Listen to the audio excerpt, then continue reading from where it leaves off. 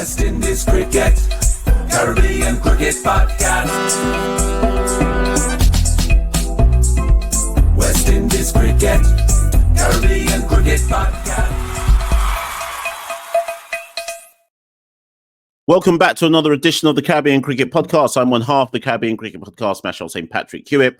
And in this particular episode, as the title says and as the thumbnail suggests, we're looking at the best West Indian Test captain of the 21st century.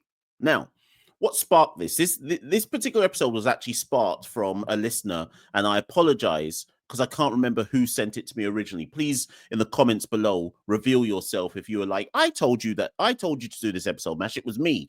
Please reveal yourself because I've completely forgotten. But a follower, listener, supporter of the Caribbean Cricket Podcast sent me a message and said, Mash, you should do an episode on best captains in West Indies cricket.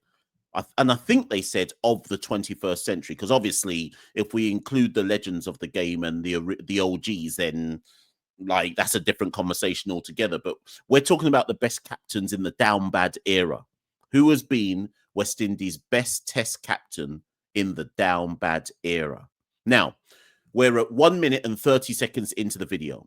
The first thing that I want everybody to do before you go any further in this video is hit the pause button now. No, don't do that. Sorry, what am I talking about? No, don't hit the pause button now. I didn't even explain why you're hitting it. Hold on. Pause the video. What I'm actually meaning to tell you to do is in a minute, I'm going to say pause the video, right? And when you pause it, I want you to write down on a piece of paper without doing research. Like if you're a proper seasoned West Indian fan from the year 2000 to the year 2025, some of you watching this aren't even 25 years old yet. So your reference point might only be like two captains. Some of you have only been alive long enough to only know Jason Holder and Craig Brathwaite as captains of the West Indies Test team. Maybe some of you go back to Ramdin, but whatever. If you've been alive long enough to know most of the captains that we've had in the 21st century, pause the video in a second and write down, without listening to me say anything and without you trying to do any research, who has been our best Test captain of the 21st century. And I'm not talking statistically. I'm just saying straight off your head, vibes, who's been the best captain of the West Indies cricket team in the 21st century and why. Pause this video and write it down now.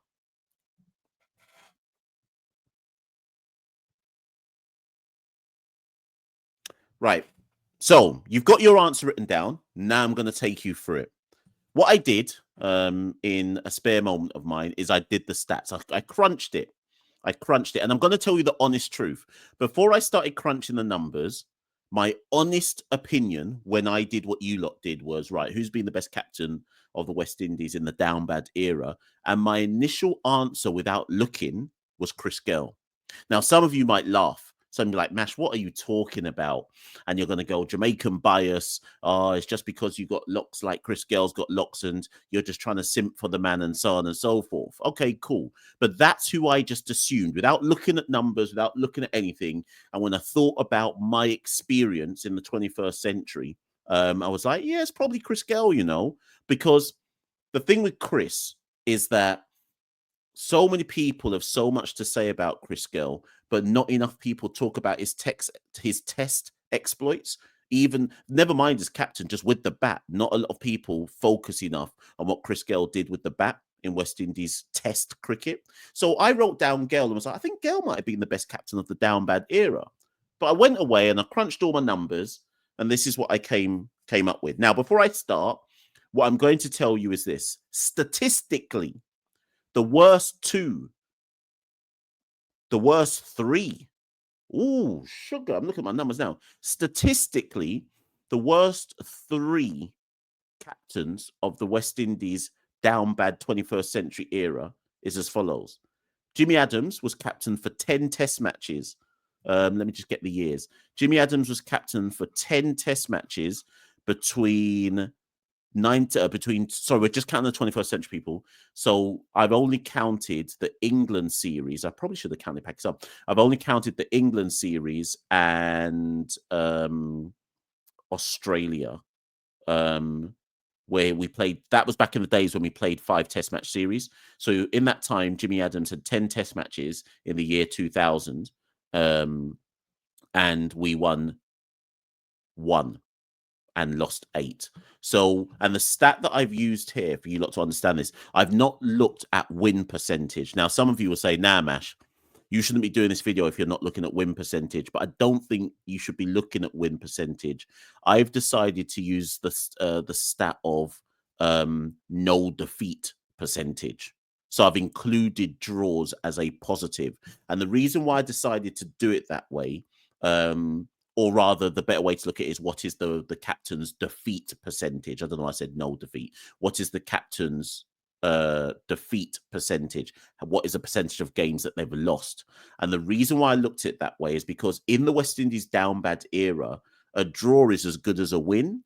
Like when I count up all of the wins, see, I should have done this. Let me give you lot this stat. I should have crunched this stat before I even started. Right. From Lara, and obviously Lara had different stints as West Indies captain, both across the 20th and the 21st century. So from Lara through to Craig Brathwaite, I've counted, bear with me, people, I'm doing these raw stats now. I should have counted this beforehand, but I didn't. I was going to talk about this. Bear with me, I'm doing some quick maths right here. 93, 23, 136, 40, 173, Bloodfire, 27, 3. Right.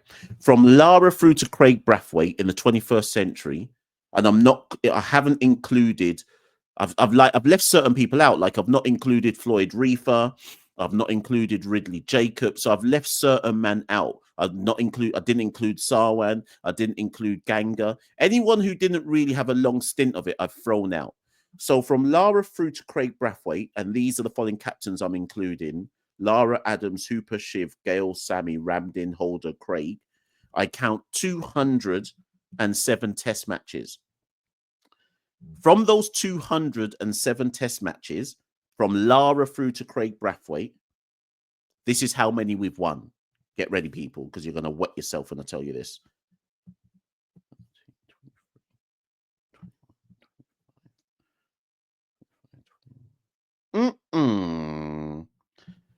From 207 test matches, from Brian Lara through to Craig Brathwaite, we have won 46. 46 to blouse and skirt. 46, you know. Let me do some quick maths. 1 second. So, looking at, I didn't see, this is how you lot know that when I do an episode, I plan it, but then immediately go off on a different tangent. So, our win percentage from Brian Lara through to Craig Brathwaite in the down bad era, we have won 22% of our test matches to neck back. But you ever see my dying trial? Let me start saying all my Jamaican proverbs. We have won. Listen, for those of you down the back and round the sides, listen to what I just said. From Brian Lara to Jimmy Adams to Carl Hooper to Shiv Chandapal to Chris Gale to Darren Sammy to Denesh Ramdin to Jason Holder to Craig Brathwaite, we have a win percentage of 22%. Maybe no one's ever really put it like that before. So in the down bad era, any of us who are under the age of 50, because obviously anyone over the age of 50 saw West Indies be good. Anyone under the age of 50, we've seen West Indies win 20, like if you've been around for the whole of the 21st century, we've seen West Indies win 22% of our test matches. Do you know how down rotten we are? We are starving out here. Absolutely starving. We're in the desert seeing mirages, thinking it's a test match win. And when we crawl to the test match win, it's just sand. We ain't seeing nothing. It's just another L. 22%. In 25 years, I've seen West Indies win 22% of their test matches. I'm starving out here. So, anyways, I said, who was the best test captain in this time? Who was the best test captain? And I said, I can't base it on wins because we don't win full stop. So, what's the point of basing it on wins? So, I said, which captain has the best defeat ratio? Like, who's lost the least amount of test matches? So, as we're saying, the person who lost the most by my criteria from 2000 to now, Jimmy Adams. Jimmy Adams, 10 test matches and lost 8 of them. So an 80% defeat ratio. Next, Shiv Chanderpaul, 14 test matches, 10 defeats, a 71% defeat ratio. His one win. So Jimmy's one win was away in England. Shiv's one win was at home versus Pakistan. Who's next after that? Check this out, people. The next worst captain after that, Brian Lara, 59% defeat ratio. 27 test matches, 16 defeats. 59% defeat ratio. The great Brian Charles Lara, stinky. 59% defeat ratio. So already, when we talk about the best West Indies captain in the downbad era, we remove Lara, we remove Shiv, we remove Jimmy Adams. Lara got 4 wins in his 27 test matches in the 21st century. One at home versus Australia, which probably would have been off his own back, and one at home versus Sri Lanka. Hold on. Did Lara win a test series? Hold on. Did we win a test series under Lara in the 21st century? Yeah, sorry, we beat Sri Lanka in a test series and we beat Zimbabwe in a test series. So to be fair to Lara, we did win a test series versus Sri Lanka at home, okay? But 59% defeat ratio, stinky. So now pause the video again, people. I've already eliminated Lara, I've eliminated Jimmy Adams, and I've eliminated Shiv, which leaves Carl Hooper, Chris Gale, Darren Sammy, Dinesh Ramdin, Jason Holder, and Craig Brathwaite. Pause the video again. Who's the best captain out of that lot? Who's the best captain? Maybe you've changed your answer. Maybe like the staunch Trinis wrote down Lara to begin with and have changed their answer. If anybody wrote down Lara at the start of the video, you've basically already told me you don't know nothing about West Indies cricket. So remove Lara if you wrote down Lara. Who's the best now? And you can only choose from Carl Hooper, Chris Gale, Darren Sammy, Dinesh Ramdin, Jason Holder, Craig Brathwaite.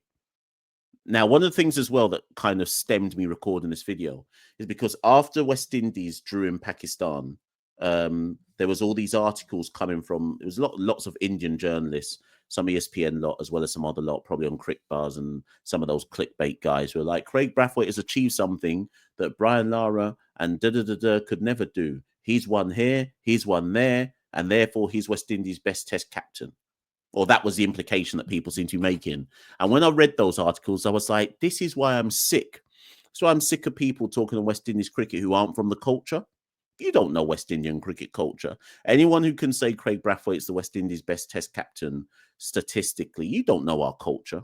He's good, don't get me wrong. He's done some stuff, and maybe he is our best because of where he's achieved his victories. But this is why we need to stop. We need to stop letting our cricket be told by people who aren't from the culture.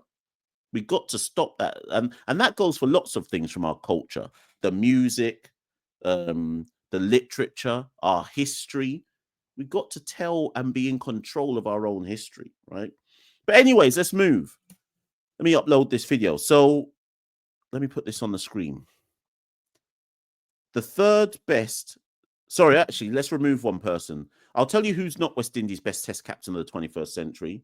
It's not Jason Holder. Jason Holder was captain of the West Indies test team for 37 test matches in the 21st century. He won 11 of them, lost 21, drew 5. That gives him a defeat ratio of 57%. Under Holder's captaincy, we won a series at home versus Zimbabwe. We won a series at home versus Bangladesh. We won a series at home versus England, and we won a series away against Afghanistan. Now, that might be the metric for some. If series wins might be the metric for some people, because you might say, oh, it's about the standard of the opposition that we've beaten. Well, we always beat Zimbabwe, so that counts for nothing for me. Beating Bangladesh at home is an absolute like prerequisite. Obviously, Craig, we just drew 1-1 at home versus them last year, but beating Bangladesh at home, pretty much all test captains do that.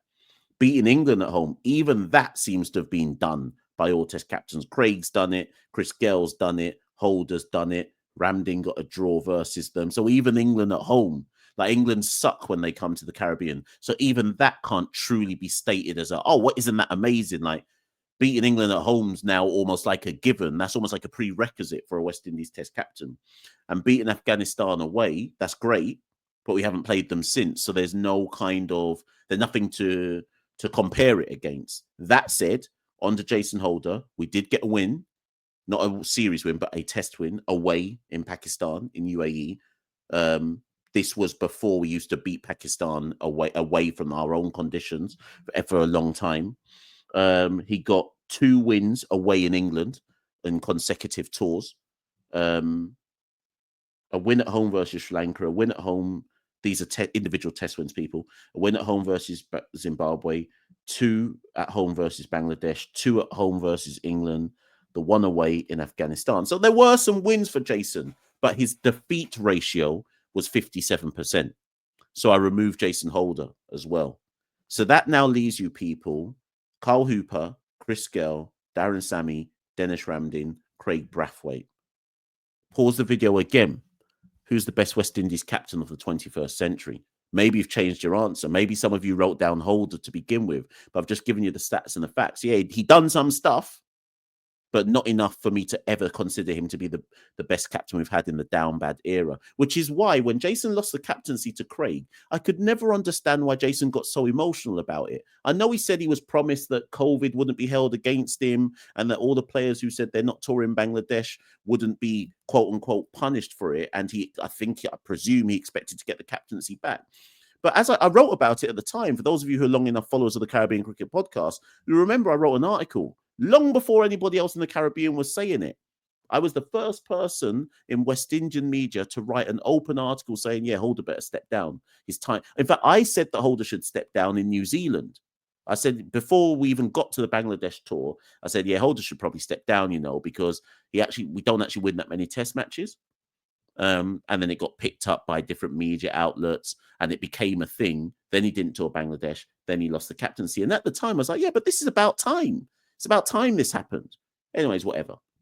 Maybe that's where the blood feud started, because I was the first person to just openly suggest maybe he should lose the captaincy. I don't know. Whatever. So who's West Indies' best captain? It's not Dennis Ramdin. Dennis Ramdin, I think Dennis Ramdin was unfairly treated, So Dennis Ramdin was captain for 13 test matches. We won 4, lost 7, drew 2. Ramdin got us a draw at home against England in a series, a win at home versus Bangladesh. He also picked up we didn't win the series, but we beat New Zealand at home in a test match, which doesn't happen. Well, New Zealand barely tour these days. But that doesn't happen very often. So Ramdin had a test match defeat percentage of 54%, which is better than Holder. But you could say, well, Holder's got a bigger sample size of 37 test matches. How can you compare Ramdin to him? I just always thought that Ramdin was replaced too hastily. It's almost like they'd already earmarked that Holder should get it. So they just replaced Ramdin as soon as they could. So anyways, Ramdin only had a 54% defeat percentage, but I'm willing to accept that people say his sample size is too small, but it was 54%. So it leaves us with these lot. Let me bring it up.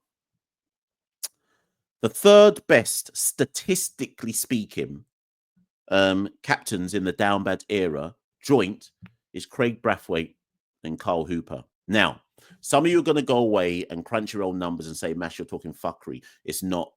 Craig Brathwaite doesn't have a defeat percentage of 50%. I just want to point out to people, I'll be completely transparent. I did not include the one-off test matches that Craig Brathwaite captained when he stood in for Jason. Okay, so Craig stood in for a test match in New Zealand. He stood in for a test match in India. I can't remember if I want to assume that Jason was banned from playing in some of those matches because of overrates or something rather than injuries. He stood in for Jason in Bangladesh in 2019, 2018, and he stood in for Jason in England. In the series at home versus when we beat England 2-1. So I didn't include any of those test matches. And the reasons why is because he was a stand-in. Jason was still the test match captain. Craig was just standing in for him. Craig has officially been West Indies test match captain since the 2020 COVID tour, 2021, in fact, I think, COVID tour of Bangladesh. So that's where I've counted Craig's stats from. Now, in that time, Craig has up to the present day, Craig has been test match captain for 34 test matches. We've won 10 of them, lost 17, drawn 7. So Craig has a test match defeat ratio of 50%. In that time, we have beaten Bangladesh at home in a test match series, beaten Zimbabwe away. Again, I don't hold any major metric to that we're supposed to be doing them things. Beaten Bangladesh away, which I think is more impressive. So got a test match series win away in Bangladesh, which only Darren Sammy, I think, has done. Beat England at home, again, pretty much a given. But then these are the critical things. Drew a test match away versus Australia. Sorry, test series. Drew a test series away versus Australia. Drew a test series away versus Pakistan. Drew a test series at home versus Sri Lanka. And has also won a test match at home versus Pakistan as well. So Craig's done bits as captain, right? So he's got a defeat percentage of 50%. There's a whole bunch of West Indian uncles, Dominoes, Red Stripe uncles, who've been cussing for the longest while. Remove Craig Brathwaite from the captaincy. Remove Craig Brathwaite from the captaincy. Remove him from the test team. But his test match win defeat percentage is better than Lara, better than Adams, better than Shiv, better than Ramdin, better than Holder. So when man are saying to me, remove Craig Brathwaite, I keep thinking to myself, remove him for who though? Because Craig Brathwaite is about as good as it gets in the downbad era when it comes to test match captaincy in terms of not losing test matches. Put this in perspective, right?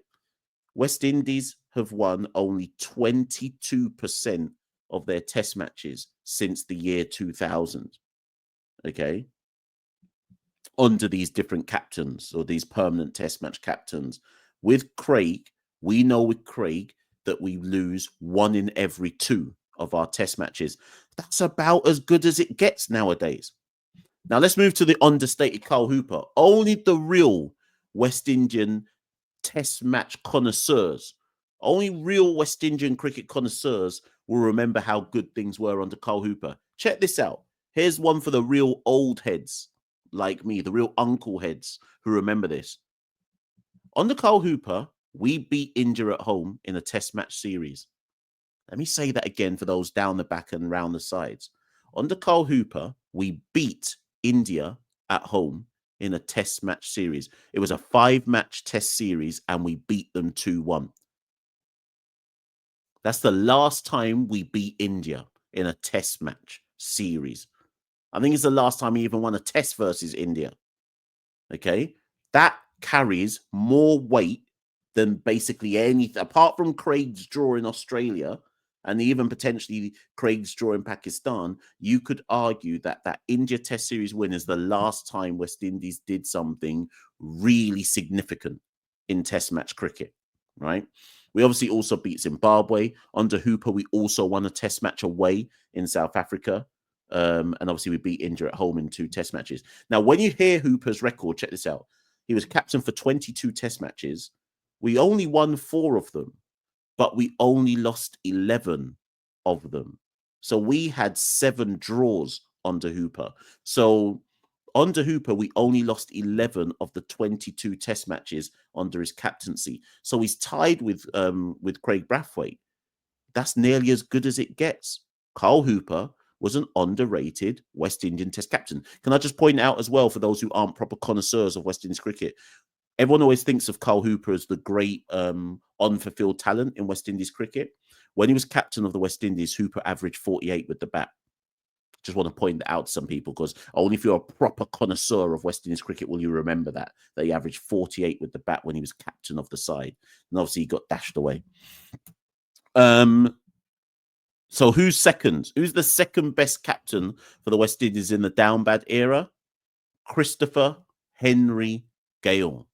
I had, before I started my video and before I crunched my numbers, I assumed that Gale might be the best, because I was just racking my memories from the downbad era and thinking, who was probably the best? And I was like, it must be Gale, because I have good memories of when Gale was captain, even with my Jamaican bias hat on. I was like, no, I think Gale did some stuff.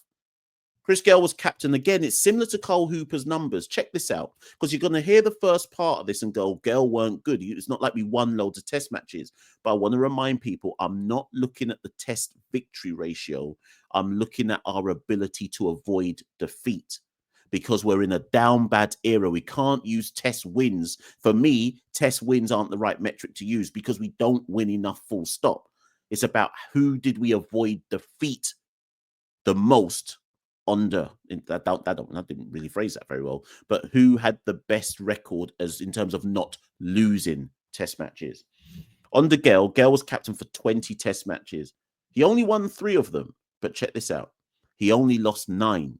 We drew 8. So under Gale, we only lost 45% of the test matches under Chris Gale's captaincy.